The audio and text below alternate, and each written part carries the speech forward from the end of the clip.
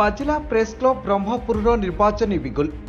प्रथम दिवस रे नामांकन पत्र दाखल कले 4 जण प्रार्थी।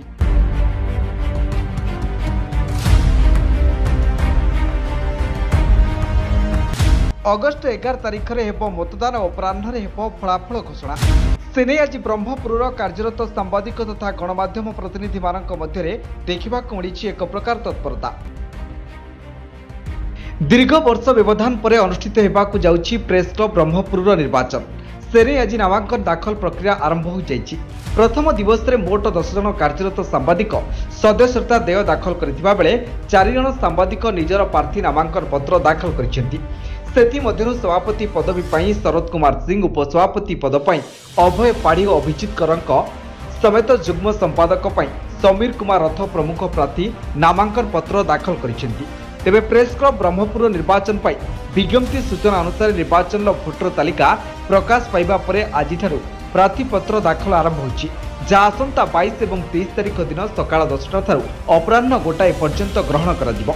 एहासह आसंता 25 तारिख गुरुवार दिन 10टा ठारू अपराह्न गोटाए पर्यंत प्रार्थी पत्र प्रत्याहार और अपराह्न 3टारे चूड़ांत प्रतिद्वंदिता प्रार्थी नाम घोषणा कराजिबो बोली कमिटी सदस्य माने सूचना दैछन्ति।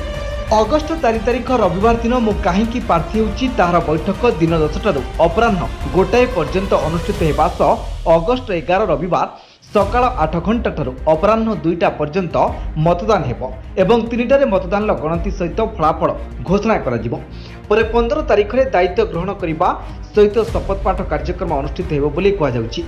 एथिरे निर्वाचन कमिटी सदस्य तथा कार्यकारी सभापति गोपाल पटनायक, नारायण महाकुडु, समीर कुमार आचार्य और रश्मिता पाणिग्राही प्रमुख उपस्थित थिले।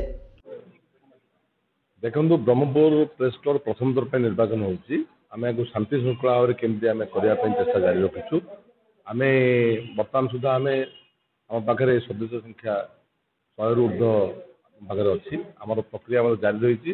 25 तारिख दिन फाइनल तार निष्पत्ति हबो एवं गंजाम जिला आगु केमती अनुप्रेरित हेबे। आम गंजाम जिला छोट बड़ बहुत प्रेस क्लब रही निर्वाचन होउछि कि ब्रह्मपुर हो पार नाला। बर्तमान प्रथम थर पाई आम जदिव पूर्व निर्वाचन होती सहमति भितर निर्वाचन हो नाला।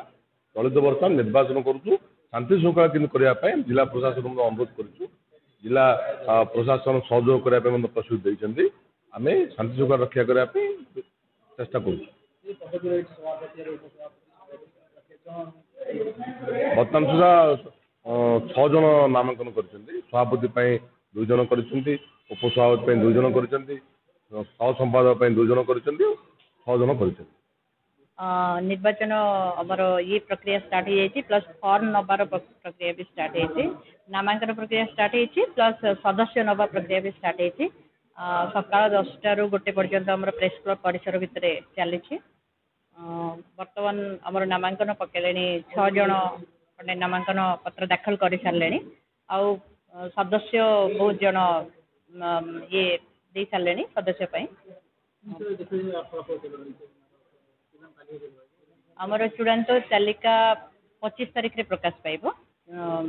चूड़ांत भोटर तालिका 25 तारिख रे आउ प्रार्थी पत्र प्रत्याहार भी 25 तारिख रे अछि। से दिन ही चूड़ांत तालिका प्रकाश पाइब। और काली आमर लास्ट डेट अच्छी सदस्य ग्रहणर प्लस नामांकन पत्र दाखलर काली लास्ट डेट अच्छी। मतदान अच्छी आमर 11 तारिख अगस्ट 11 तारिख दिन मतदान अच्छी। फलाफल सेम डे आम डिक्लेयर हम